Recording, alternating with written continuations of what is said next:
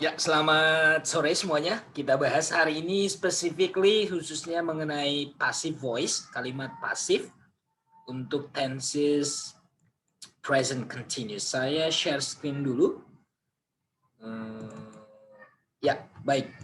Ya, saya ulangi sebentar mengenai apa sih present continuous tense.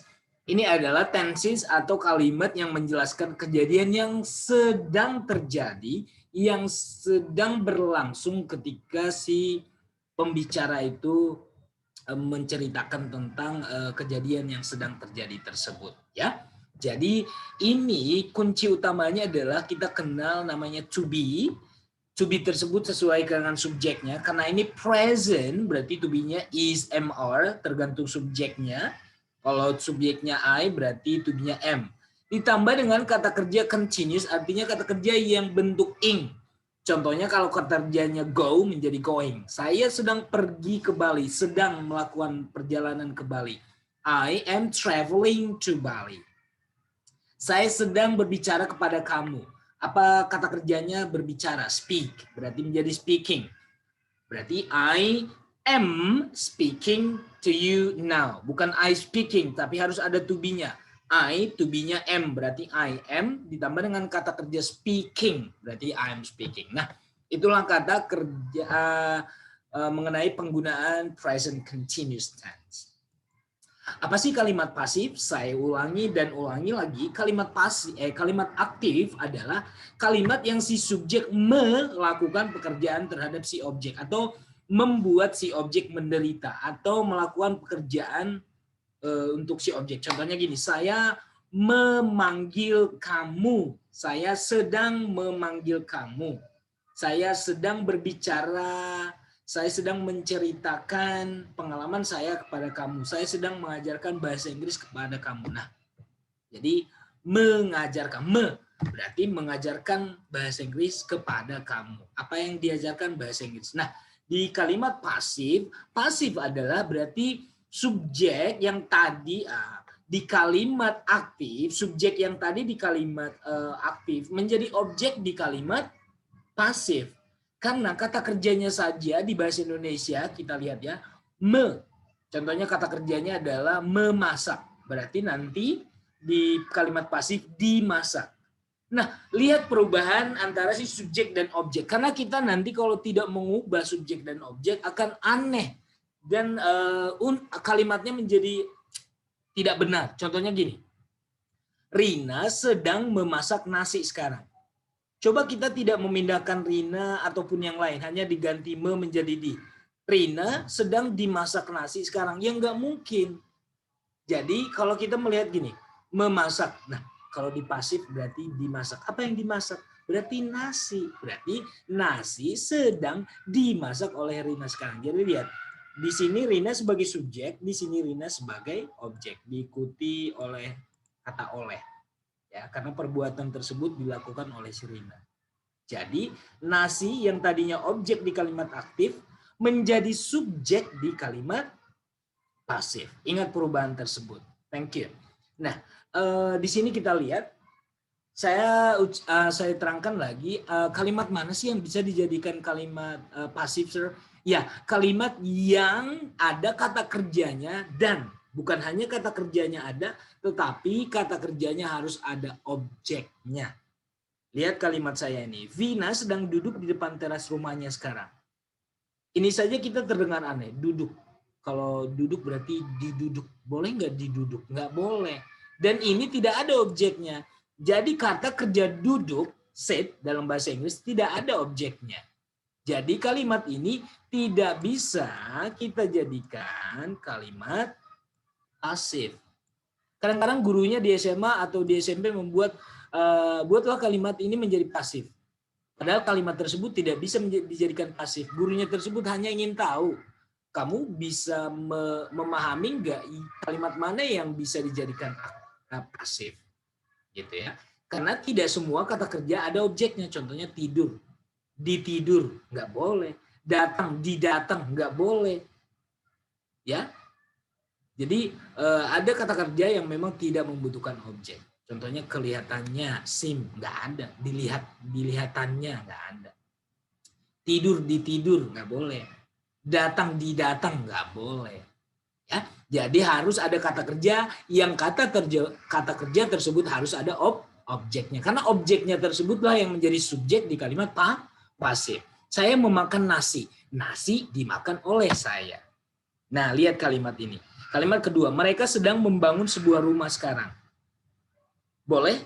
Lihat, membangun dibangun. Oh, boleh. Objeknya ada nggak ya? Ada sebuah rumah. Berarti sebuah rumah sedang dibangun oleh mereka sekarang. Jadi rumahnya itu berada di depan. Nah, lihat contoh kalimat ini. Nah, dulu kita disuruh menghafal formula, saya nggak menyuruh menghafal, tapi kalian harus memahami saja maksudnya. Setelah ini kalimat aktif, ini kalimat pasif. Strukturnya, bentuknya gini. Kalau di kalimat aktif, kata kerjanya bentuk ing. Sebelum bentuk ing harus ada to be-nya. To be-nya itu karena dia present continuous, berarti to be di present itu apa? Is, am, are. Sedangkan kata kerjanya ditambah verb ing. Sedangkan untuk pasif nanti, tetap to be-nya ada is, am, are, tapi to be-nya itu pasti nanti lihat subjeknya. Ya, kalau subjeknya it, berarti to be-nya is. Kalau subjeknya the people, berarti are. Gitu ya.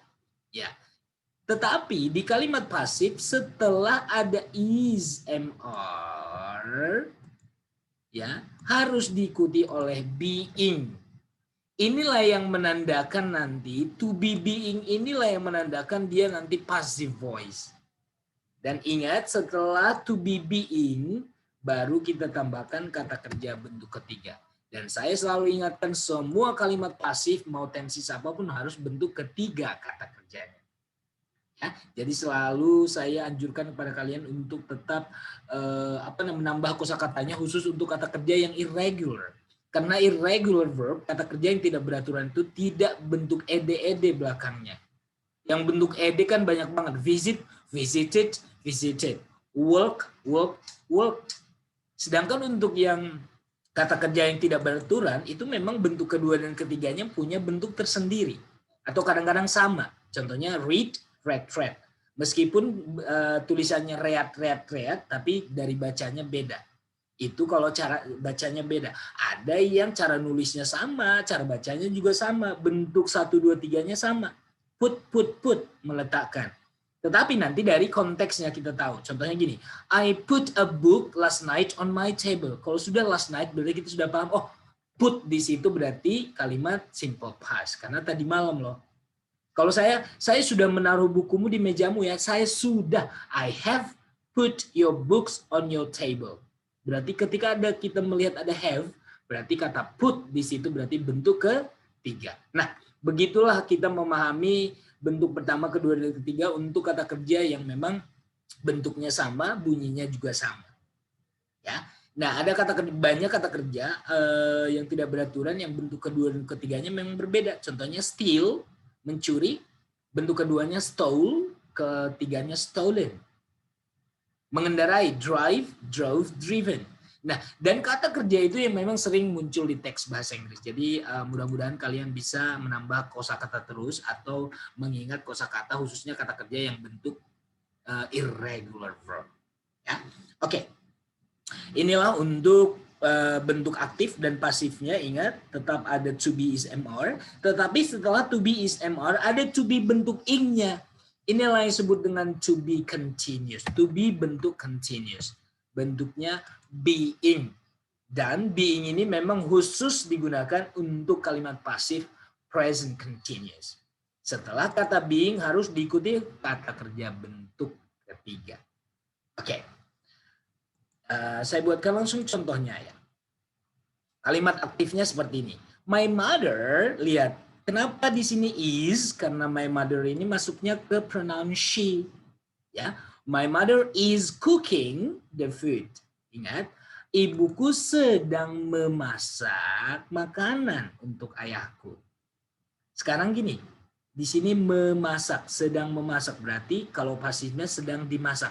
Apa yang sedang dimasak? Makanan itu. Berarti makanan itu yang menjadi subjek di kalimat pasif. Makanan itu sedang dimasak oleh ibu saya. Berarti the food To be-nya tetap is. Jangan karena di sini is, saya pakai is di sini. Bukan. Karena memang di sini the food, makanannya satu. Atau dihitung tunggal, makanya di sini is. Ya. The food is, saya ingatkan harus ada being setelah to be. Inilah artinya di. Ya, makanan itu sedang dimasak. Ingat, cook bentuk ketiga. Cook, cooked, cooked. Jadi, makanan itu sedang dimasak oleh ibuku. Ingat, is to be-nya, to be dari mana? Jangan kamu lihat karena di aktifnya is, kamu di sini pakai is, jangan. Lihat di sini, karena ini the food, berarti dia to be-nya is. Setelah is ditambah being, inilah yang menandakan dia passive voice dalam bentuk continuous. Setelah itu baru diikuti kata kerja bentuk ketiga. Ya, ini saja yang harus kalian pahami. Ya. Oke, contoh kedua. My sister is feeding the cats now. Ingat, saudaraku perempuan sedang memberi makan kucing-kucing itu sekarang. Sedang memberi makan, berarti pasifnya sedang diberi makan. Apa yang sedang diberi makan? Kucing-kucing itu. Berarti kucing-kucing itu yang ada di menjadi subjek di kalimat pasif. Kucing-kucing itu sedang diberi makan. Lihat ini. Itu yang saya bilang tadi. Kamu jangan karena melihat di sini is, kamu di sini juga pakai is. Enggak, karena memang subjek di sini adalah the cats. Kucing-kucing itu, kucingnya lebih dari satu, berarti to be-nya are. Karena kalau dimasukkan pronoun, the cats itu masuknya ke they. Ya, the cats are, ingat, selalu ditambahkan being, semua subjek, hanya to be-nya yang berubah, ya, sesuai dengan subjek yang ada di sini, sesuaikan to be-nya, ya, dan selalu ditambah being dan kata kerja bentuk ketiga. Karena di sini feed bentuk pertamanya, apa bentuk kedua dan ketiga? Feed, fed, fed, berarti fed yang kita pakai. Jadi kucing-kucing itu sedang diberi makan oleh saudara perempuanku sekarang. Contoh ketiga yang terakhir. They are repairing those computers right now. Mana di sini subjeknya they. Sedang memperbaiki. Berarti aktif ya. Komputer-komputer itu. Apa yang sedang diperbaiki? Komputer-komputer itu. Berarti ini yang akan menjadi subjek di kalimat pasif. Berarti komputer-komputer itu, kenapa dia pakai are? Karena di sini the computers, those computers pakai s berarti komputernya lebih dari satu. They ya masuknya ke they. Nah makanya di sini to be-nya are. Those computers are, ingat being selalu ada dan apa bentuk ketiga dari repair? Repaired. Ini adalah bentuk yang regular yang ed ya. Repair, repaired, repaired. Those computers are being repaired by them right now. Ini juga harus kamu pahami. Kalau ini kan my mother, jadi my mother tetap, my sister tetap my sister, tapi they, bukan they, tapi them. Kalau di sini nanti she, berarti di sini her. Kalau di sini nanti he, berarti by him. Kalau di sini I, berarti by me. Nah, kalau yang sama you ya, you tetap you. It tetap it. Ya, jadi coba dipahami perubahan I menjadi me, you, she, her, he, him, it, they, them, we, us. Ya, harus paham yang subject pronoun dan object pronoun. Karena setelah by nanti nggak boleh by they, nggak boleh by them. Ya, menjadi objek ya.